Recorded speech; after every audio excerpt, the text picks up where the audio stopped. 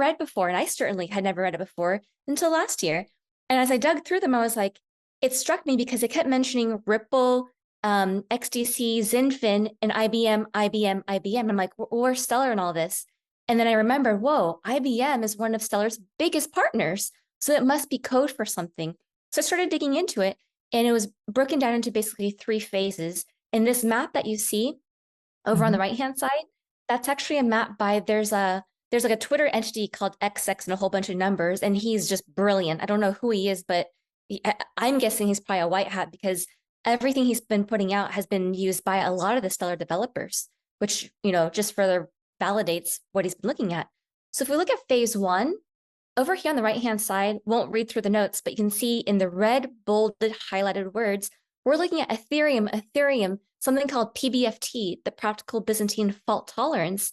And what does that all mean? It means at some point, those of us who've been studying QFS, the Q plan, and the necessity of moving all the assets out of like dirty blockchains into these clean white hat quantum blockchains, a lot of it has to do with moving Ethereum and Bitcoin.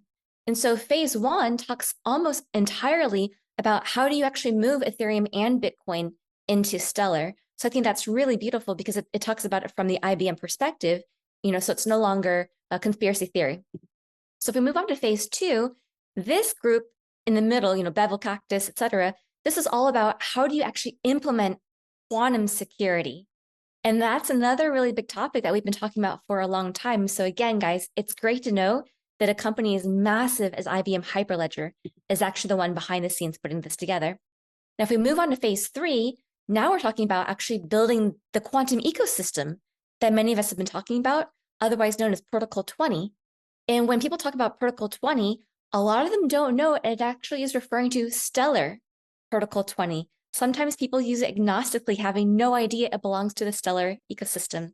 And so here's where we're going to start to see something called smart contracts, which we've talked about before, which is essentially just very sophisticated